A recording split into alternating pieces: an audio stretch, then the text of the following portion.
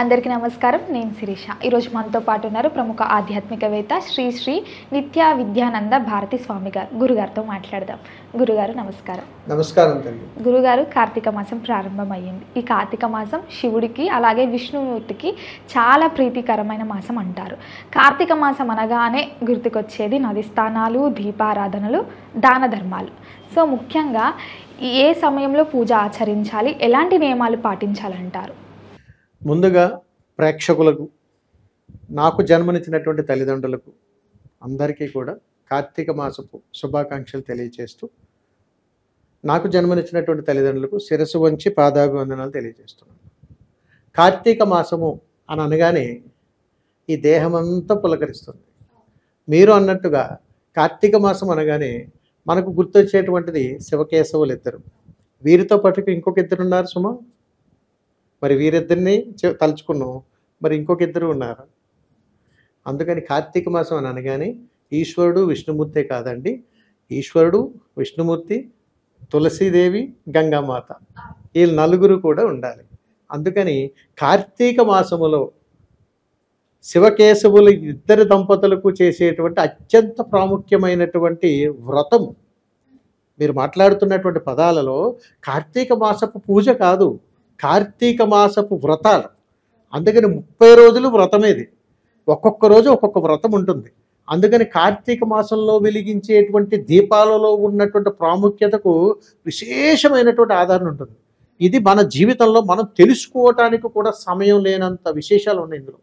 అందుకని వీటిని చాలా కులంకుషముగా తెలుసుకోగలిగితే వాటి పరమార్థం జీవితకాలంలో ఒక్క దీపం పెడితే చాలు తల్లి. కానీ మనం దాని పరమార్థాన్ని ఎరుకుటకు కోసం ఎన్నో సంవత్సరాల నుంచి లక్షల దీపాలు పెడుతూనే ఉంటాం. పెట్టాల్సిన విధంగా ఒక్క దీపం పెడితే చాలు. అందుకని గంగామాత అడుగుతుంటుంది, ఏమిరా నా దగ్గరకు వచ్చావు, చక్కగా స్నానమాచరణ చేసావు, ఒక్క దీపాన్ని పెట్టలేవురా అని అడుగుతుంది. ఏమో నేను పెట్టను పో, ఎలా పెట్టాలో నాకు తెలియదు కదా అని అంటాం. తులసమ్మ అడుగుతుంటుంది, నిత్యము నీ ఇంట సిరులు పంట ఇస్తున్నాను కదా, అపమృత్యువు మొక్కగా నీ గృహం ముందు ఉన్నాను కదా, ఏ మృత్యువు రాకుండా నేను కాపాడుతున్నాను కదా, కార్తీక మాసంలో ఒక దీపం పెట్టరా అని అడుగుతుంది. ఏకాదశి రానే వచ్చింది. సాక్షాత్తు ఆ శ్రీ మహావిష్ణువు, నాకంటూ ఒక దీపం పెట్టండి నాయన అని అడుగుతుంటాడు. ఆయన నిత్యము 30 రోజులు కూడా ఆయన నామస్మరణే చేస్తుంటాం.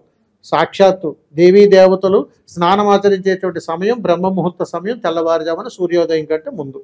మరి ఆయనకన్నా దీపం పెట్టాలి కదా. మరి ఈ నలుగురికి దీపాలు పెట్టేటువంటి సమయం ఎప్పుడు, కార్తీక స్నానం ఎప్పుడు చేయాలి, దీపాలు ఎప్పుడు పెట్టాలి, వీటన్నింటి గురించి మనం మాట్లాడుకోవాలి అని అడిగితే మొట్టమొదటిది నదీ స్నానం గురించి తెలియాలి తల్లి. చాలా చోట్ల ఇప్పుడు మీరు గమనించండి, నదులు లేనటువంటి వాళ్ళు ఉన్నారు.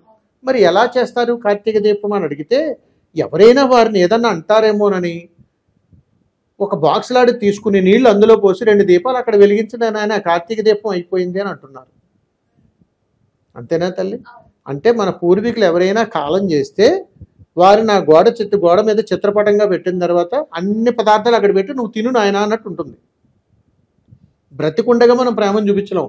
ఏమైందండి, చక్కగా ఒక రోజు ఖాళీ చేసుకుని ఏదైనా నదీ పరివాహ ప్రాంతానికి వెళ్ళి చక్కగా కుటుంబ సమేతంగా అక్కడ స్నానమాచరణ చేసి ఆ నది ఒడ్డున ఒక దీపం పెట్టి ఆ దీపం దగ్గర ఒక తులసాకును వేసి 3 ప్రదక్షిణలు చేస్తే చాలు కదా తల్లి, కార్తీక మాస పుణ్యం వస్తుంది. ఆ ఒక్క రోజు ఒక దీపం పెడతాక 1 గంట సమయం లేదా? విహారయాత్రలకు తిరిగేస్తారా? సినిమాలకి షికార్లకు వెళ్ళిపోతారా? ఎక్కడెక్కడికో తిరిగి వస్తారా? ఏమిటి తల్లి విధానం?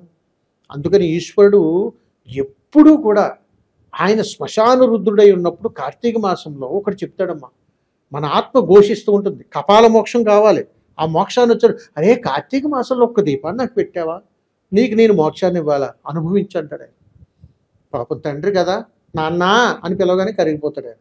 అందుకని అభిషేక ప్రియుడుగా అని అంటాం. అందుకని ఈశ్వరుడిని నాన్న అంటే తండ్రి స్వరూపంలో చూస్తూ, పార్వతీదేవిని అమ్మ స్వరూపంలో చూస్తూ, ఆ గంగా సమేత అంటే గంగాదేవిని కూడా అమ్మ స్వరూపంలో చూస్తూ, అమ్మా నేను తల్లి గర్భం నుంచి వచ్చానే, నాకు పునర్జన్మనిచ్చావని చెప్పి కార్తీక మాసంలో తెల్లవారుజామున శివపార్వతులు ఇద్దరూ కూడా ఆనందంగా మనల్ని దీవించేటువంటి సమయంలో సూర్యోదయం కంటే ముందే మనం వెళ్ళి స్నానమాచరణ చేస్తాం. అంటే తల్లి గర్భంలో ఉన్నటువంటి నాకు బ్రతకటానికి ఎలాగైతే అవకాశాన్ని ఇచ్చావు, ఒక్కసారి నీ గంగలో నేను మునగగానే నాకు పునర్జన్మ ప్రాప్తిరస్తు, అందుకని నేను స్నానం చేస్తున్నానమ్మా. యమధర్మరాజును సైతం ఎదిరించగలిగి ఆ శివానుగ్రహంతో నేను పునర్జన్మను పొందగలిగేటువంటి వరాన్ని నువ్వు మాత్రమే ఇవ్వగలిగావు తల్లి అని చెప్పి ఆ ఈశ్వరుడు చెబితే నేను గంగానదిలో ములగటానికి వచ్చానమ్మా, అందుకని నాకు అనుగ్రహాన్ని ఇయ్యమ్మా అని అనగానే ఈశ్వరుడు తదాస్తు అంటాడు పునర్జన్మ. అందుకని గంగానదిలో ఒక్కసారి మనం స్నానం చెయ్యగానే మనకు తెలియకుండానే మన జీవితంలో ఒక అద్భుతీయమైనటువంటి మార్పులు జరుగుతాయి తల్లి. ఆ మార్పులకు ఉన్నటువంటి ప్రభావాన్ని దీపం స్వరూపంలో చూపుతారు. ఆ దీపాన్ని మోక్షము అంటారు. కార్తీక మాసంలో నీకు మోక్షం ఎక్కడ నుంచి వస్తుందిరా అని అడిగితే దీపం పెడితే వస్తుంది అని అంటారు. ఇక్కడ 2 రకాలు కనపడుతుంటాయి. ఆ దీపం వెలిగించినా వెలిగే, అటు చితికి వెలిగించినా వెలిగే, ఇంట్లో అఖండం వెలిగించినా వెలిగే. మరి అన్ని వెలుగులే కదా, ఏదైనా మంట పెట్టడమే కదా, మరి ఏమిటి పరమార్థం అని అడిగితే బ్రతికుండగా మన దేహం పొందేటువంటి మోక్షానికి ఉన్నటువంటి పరమార్థం జ్యోతిని వెలిగించడం. ఈ జ్యోతిని కొద్ది రోజులు ప్రాణంతో నిలబెట్టి చేసినటువంటి తప్పిదాలను పక్కదారి పట్టించి నేను మళ్ళా బ్రతుకుతానని ప్రాధేయపడటం అఖండం.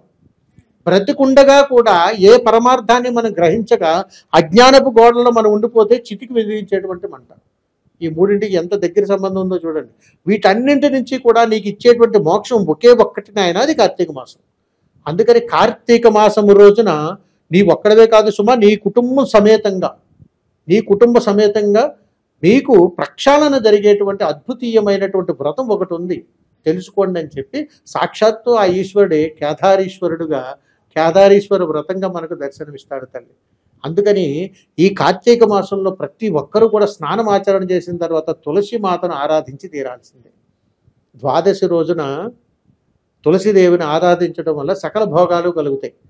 ఆ తరువాత అమ్మవారిని గంగానది దగ్గర దీపం వెలిగించడం ద్వారా నువ్వు తెలిసి చేసినా తెలియక చేసినా తప్పే కాబట్టి వీటన్నింటినీ తల్లి గర్భంలో కలిపేసుకుంటూ ఉంటుంది. కేదారీశ్వర వ్రతము కానీ విన్నా కానీ ఆ వ్రతం నోచుకున్నా కానీ నీ పూర్వీకులు తరతరాల నుంచి చేస్తున్నటువంటి సకల కర్మలన్నింటికి కూడా ప్రక్షాళన జరిగి నీకు మళ్ళా పూర్వవైభవాన్ని ఇస్తాడు ఆయన. అలాగే ఏకాదశి రోజున విష్ణు ఆలయాన్ని దర్శనం చేసుకుని సాక్షాత్తు ఆయనకు ఒక నేతితోటి ఒక దీపాన్ని కానీ వెలిగించినట్టయితే విష్ణానుగ్రహం కూడా మనకు దక్కుతుంది. కాబట్టి ఈ కార్తీక మాసంలో చాలా విశేషమైనటువంటి పర్వదినాలుగా చెప్పేటువంటి వాటిల్లో సోమవారం అత్యంత ముఖ్యమైనటువంటిది. అందుకని ఈ కార్తీక మాసం వచ్చేటువంటి ప్రతి సోమవారం మనకు వ్రతమే. ఎందుకండి గురువుగారు ఈ వ్రతాలు చేయాలి ఏమన్నా అవసరమా? 30 రోజులు 30 వ్రతాలు చేయాలంటే ఎలా కుదురుతుందండి? అవునండి. ఎందుకనంటే నిత్యము మనం నిత్య జీవితంలో ఉదయం పూట తినేటువంటి అల్పాహారం నుంచి రాత్రి నిద్రపోయేంత వరకు కూడా మన దేహము ఆలోచన ప్రతి ఒక్కటి మలినమయ్యి ఉంటుంది. ఒక కార్తీక మాసంలో మాత్రమే అవకాశం ఉండదు. అందుకని కార్తీక మాసంలో మనం సాత్విక ఆహారాన్ని భుజిస్తూ శివారాధన చేస్తూ నదీ పరివాహ ప్రాంతాల్లో పర్యటిస్తూ నదిలో స్నానమాచరణ చేస్తూ నదీ పరివాహ ప్రాంతం దగ్గర ఒక దీపాన్ని వెలిగిస్తూ ఆ పుణ్యాన్ని తీసుకోవడం జరుగుతుంది. దీంట్లో ఉన్నటువంటి పరమార్థం ఏమిటరా అని అడిగితే కార్తీక మాసములో మాత్రమే నీ ఆయు ప్రమాణాన్ని పెంచుకోగలుగుతావు, కార్తీక మాసంలో మాత్రమే నీ పితృదేవతను ఆనందపరచగలుగుతావు, కార్తీక మాసంలో మాత్రమే నువ్వు నిండు సౌభాగ్యవతిగా ఉండగలుగుతావు, కార్తీక మాసంలో మాత్రమే నీ ఇంట శుభవార్తలు వింటావు అని చెప్పి ఆ దీపం నుంచి వచ్చేటువంటి మోక్షప్రదాయకమైనటువంటి వెలుగు మనలో ఉన్నటువంటి అజ్ఞానాన్ని పగలగొట్టి మనకిచ్చేటువంటి జ్ఞానాన్ని బట్టి ఆ యొక్క అఖండ జ్యోతులకు అంత విలువను చేకూర్చాడు ఆ పరమేశ్వరుడు. అందుకని తల్లి కార్తీక మాసములో నిండు పౌర్ణమిలో కూడా అంటే కార్తీక మాసంలో వచ్చేటువంటి ఆ నిండు పౌర్ణమి కూడా ఒక అఖండ జ్యోతే. అందుకని కార్తీక పౌర్ణమి రోజు ఆ చంద్రుడిని చూసినా మన ఇంటందు ఒక దీపాన్ని వెలిగించినా అంతటి పుణ్యమే వస్తుంది. అందుకని తల్లి కార్తీక మాసంలో వెలిగించేటువంటి దీపాలకు వెలకట్టలేనంత పుణ్యం మూటగట్టుకుంటాం. అందుకని తప్పనిసరిగా ఏ ఇంట అయినా నీకు కుదిరినా కుదరకపోయినా నీకు దగ్గరలో ఉన్నటువంటి నదీ పరివాహ ప్రాంతానికి వెళ్ళి గంగలో స్నానమాచరణ చేసి తప్పనిసరిగా నది ఒడ్డున ఒక దీపాన్ని వెలిగించి తీరాల్సిందే. గురుగారు మొత్తం మీద కార్తీక మాసం గొప్పతనాన్ని తెలియజేసినందుకు ధన్యవాదాలు. శుభం తల్లి, నమస్కారం.